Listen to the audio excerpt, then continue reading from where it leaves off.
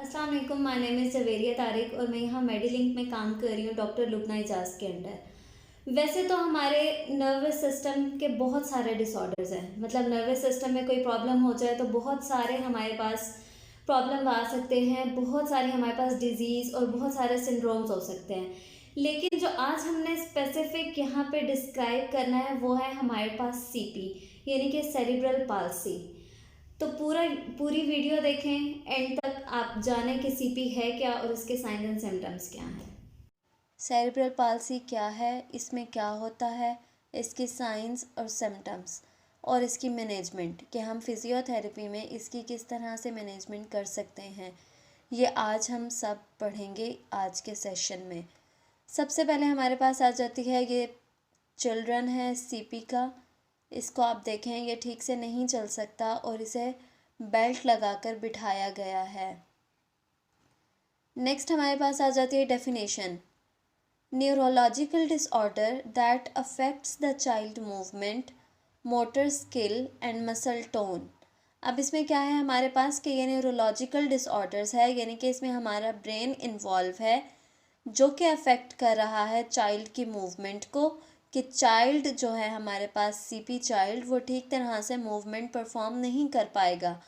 Motor skills को affect कर रहा है, वो अपनी मोटर स्किल्स ठीक से नहीं कर पाएगा, एंड मसल टोन, और उसकी मसल टोन में एबनॉर्मेलिटी होगी, उसकी मसल टोन ठीक नहीं होगी। जिस तरह एक नॉर्मल बच्चे की होती है उस तरह सीपी चाइल्ड की मसल टोन नहीं होगी। नेक्स्ट हमारे पास आ जाते हैं इसके सिम्टम्स। सिम्टम्स में आ जाता है पेरेसिस, एटेक्सिया, यानी कि उसका बैलेंस नहीं होगा, उसका गेट सही नहीं होगा। नेक्स्ट हमारे पास आ जाता है लैगिंग मोटर डेवलपमेंट, कि उसकी मोटर डेवलपमेंट प्रॉपर नहीं हुई होगी। Spasticity and stiff muscles, muscle उसके स्टिफ होंगे, स्पास्टिसिटी में होंगे इनवॉलेंट्री मूवमेंट और ट्रेमर्स, उसकी इनवॉलेंट्री मूवमेंट्स होंगी, यानी कि वो जो मूवमेंट करेगा वो उसके कंट्रोल में नहीं होंगी। जिस तरह ट्रेमर्स में होता है, ट्रेमर्स में मूवमेंट अपने इंसान के कंट्रोल में नहीं होती, इसी तरह सीपी चाइल्ड में भी या तो इनवॉलेंट्री मूवमेंट होंगी या उसको भी ट्रेमर्स फील होंगे। नेक्स्ट हमारे पास आ जाता है लैंग्वेज डेवलपमेंट डिलेड। अब इसमें क्या है कि एक जो बच्चा है वो एक टाइम पीरियड पे बोलना शुरू कर देता है, एक नॉर्मल बच्चा, लेकिन जो सीपी चाइल्ड है वो नहीं बोलेगा, वो रिस्पॉन्स नहीं देगा, क्योंकि उसकी लैंग्वेज डेवलपमेंट पूरी नहीं हुई, वो डिलेड है। ठीक है। नेक्स्ट हमारे पास आ जाता है excessive drooling and problem with swelling. अब ये जो हमारे पास सीपी चाइल्ड हैं, इनके मुंह से हमेशा या तो पानी निकलता रहेगा या फिर वो थूक निकालते रहेंगे, और ये स्वेलिंग में इन्हें कुछ भी चीज़ खाने में, पीने में, निगलने में बहुत प्रॉब्लम होगी, इन्हें डिफ़िकल्टी होगी स्वेलिंग में। ठीक है। नेक्स्ट आ जाता है डिफ़िकल्टी इन वॉकिंग। बहुत सारे हमारे पास सीपी चाइल्ड ऐसे होते हैं जो बिल्कुल नहीं चल सकते, लेकिन कुछ ऐसे होते हैं जो चल सकते हैं, लेकिन उनको भी चलने में प्रॉब्लम फेस करना पड़ती है, यानी कि वो बहुत मुश्किल से, बहुत प्रॉब्लम फेस करते हुए वो चलते हैं। नेक्स्ट हमारे पास सिम्टम्स आ जाते हैं favouring one side of the body, such as reaching with one hand. अब ये जो हमारे पास सीपी चाइल्ड है ये क्या करेंगे, ये एक साइड पे झुक के, एक साइड पे अपनी बॉडी पे जोर डाल के वो एक हाथ से उस चीज़ को उठाने की कोशिश करेंगे। सही है। नेक्स्ट हमारे पास आ जाता है न्यूरोलॉजिकल प्रॉब्लम्स। इसमें हमारे पास बहुत सारे न्यूरोलॉजिकल प्रॉब्लम्स जो है वो इन्वॉल्व हो सकते हैं, क्योंकि ये हमारे पास न्यूरोलॉजिकल डिसऑर्डर था, इस वजह से हमारे पास बहुत सारे इसमें प्रॉब्लम आ सकते हैं और ये पेशेंट टू पेशेंट वेरी कर सकते हैं।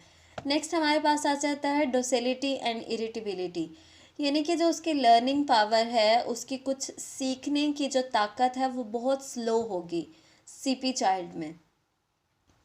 पुअर फीडिंग, उनमें पुअर फीडिंग होगी, वो कुछ ना सही से दूध पी सकेंगे ना कुछ खा सकेंगे।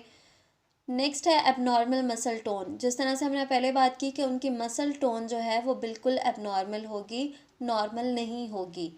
Asymmetric movement pattern, asymmetric movement pattern में ये आ जाता है कि उसका जो है वो जब दोनों बाजू इकट्ठे इस्तेमाल करेगा तो उससे नहीं होंगे, यानी कि वो एक से पहले करेगा और दूसरी जो है वो बाद में लेके आएगा, तो ये एसिमेट्रिक, कोई उसकी जो है ना सिमेट्री नहीं होगी मूवमेंट की, वो जैसे चाहेगा वो मूवमेंट करेगा।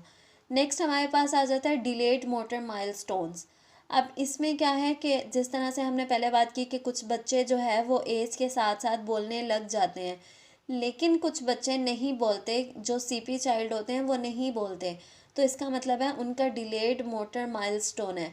अब जिस तरह से हम लोग जानते हैं कि नॉर्मल जो हमारे पास बच्चे होते हैं वो 6 मंथ की एज में बैठने लग जाते हैं, लेकिन जो हमारे पास सीपी चाइल्ड होता है कुछ कंडीशंस में सीपी चाइल्ड 6 माह में नहीं बैठ सकते, तो इसका मतलब है कि उनमें डिलेड मोटर माइलस्टोन है। नेक्स्ट हमारे पास आ जाते हैं कॉजेज़, कि इसके क्या क्या कॉजेज़ हो सकते हैं। सबसे पहले हमारे पास आ जाता है एस्फेक्सिया नियोनेटोरियम, ठीक है, और lack of oxygen to brain during labour and delivery. अब इसका क्या मकसद है? इसका मतलब ये है कि जब डिलीवरी हो रही होती है या फिर लेबर के वक्त ऑक्सीजन की कमी हो जाती है, जिस वजह से उसका ब्रेन जो ऑक्सीजन जो है चिल्ड्रन के ब्रेन तक नहीं पहुंच सकती, इस वजह से भी बच्चे को सीपी हो सकता है। नेक्स्ट आ सकता है कि जीन म्यूटेशन है, उसकी जीन में कोई कमी आ गई है या जीन उसकी ऑल्टर हो गई है, तो इस वजह से भी उसको सीपी हो सकता है। स्फीयर जॉन्डिस की कंडीशन में भी सीपी हो सकता है।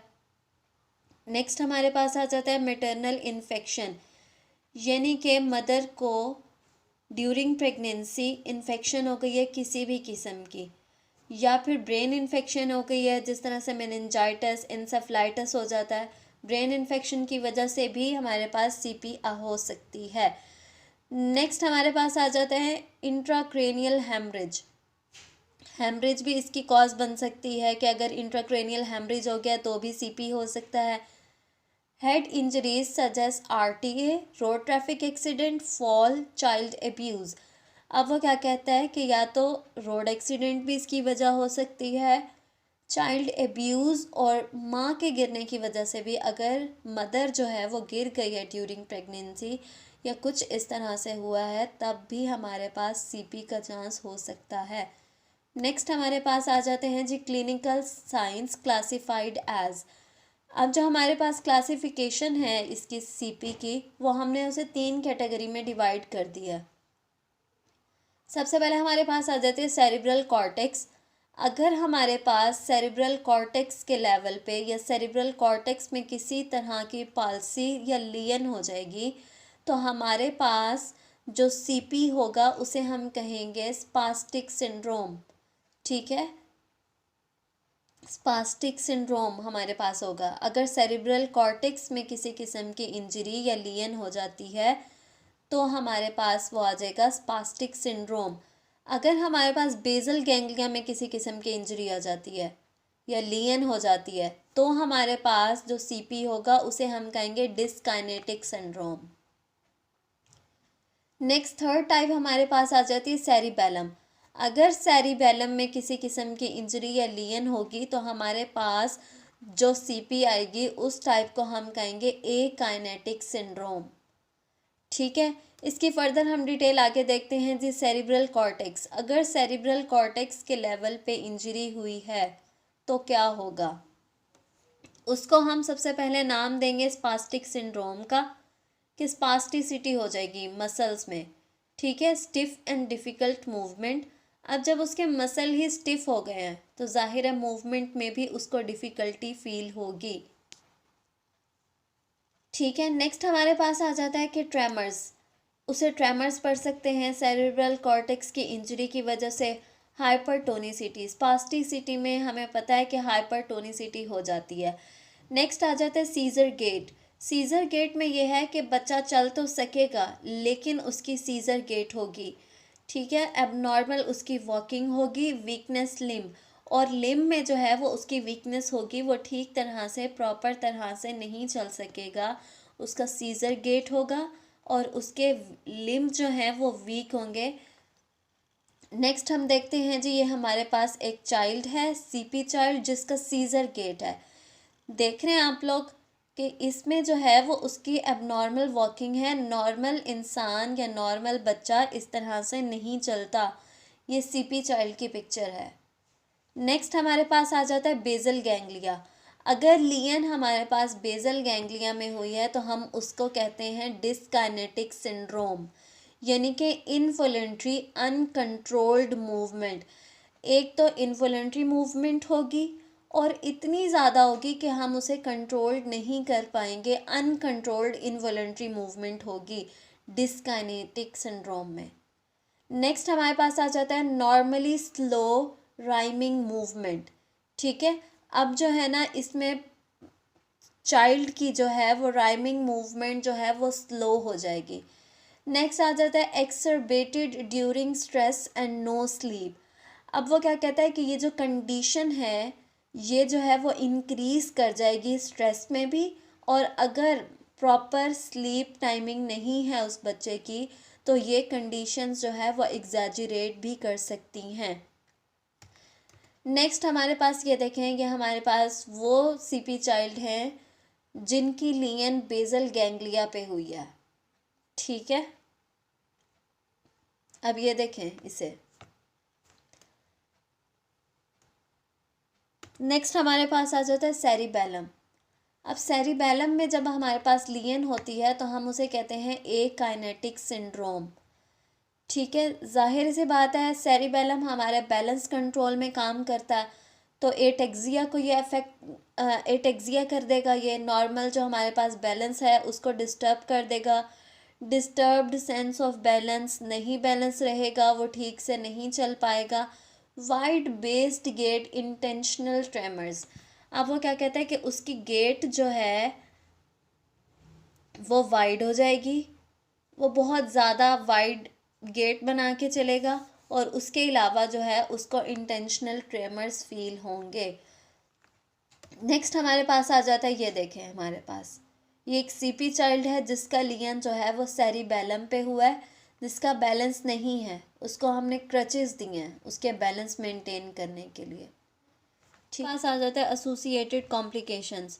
एसोसिएटेड कॉम्प्लिकेशंस में आता है हमारे पास स्कोलियोसिस, पेन 60% आ जाता है। 60% सीपी चाइल्ड में पेन की शिकायत होती है। इंटेलेक्चुअल डिसेबिलिटीज़ होती हैं 50% में। स्पीच लैंग्वेज डिसऑर्डर होता है 40% में।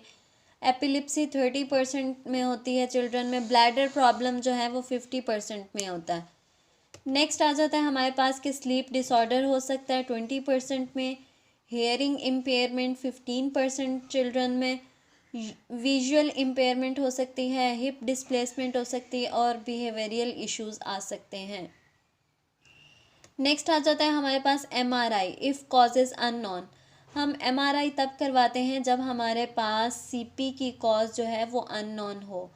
नेक्स्ट आ जाता है डायग्नोसिस। डायग्नोसिस हम हमेशा क्लिनिकल बेसिस पे करते हैं।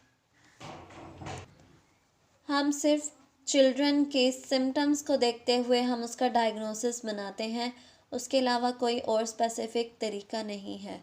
नेक्स्ट हमारे पास आ जाते हैं मैनेजमेंट। मैनेजमेंट में हम फिजियोथेरेपिस्ट को हायर करते हैं जो कि इम्पेयरमेंट उसकी रिड्यूस करता है और उसके फंक्शन को ऑप्टिमाइज करने में उसकी मदद करता है। नेक्स्ट आ जाता है occupational therapist. Occupational therapist self care skills सिखाता है, उसके बाद इंडिपेंडेंस उसे सिखाता है कि उसे ये सब कुछ खुद से कैसे करना है। नेक्स्ट आ जाता है स्पीच थेरेपिस्ट। स्पीच थेरेपिस्ट जो है वो उसकी हेल्प करता है, उसे बोलना सिखाता है, उसे कम्युनिकेशंस की स्किल बताता है और ये बताता है कि उसे किस तरह से इम्प्रूव करना है, उसकी हेल्प करता है। नेक्स्ट आ जाता है ऑर्थोपेडिक। ऑर्थोपेडिक जो है वो मोटर डिसऑर्डर्स के साथ खेलता है या उनको जो है वो ठीक करने में मदद करता है। यूज़ ऑफ वेरियस ब्रेसेस, वो वेरियस ब्रेसेस यूज़ करता है ताकि जो है बच्चा वो मूवमेंट थोड़ी बहुत कर सके।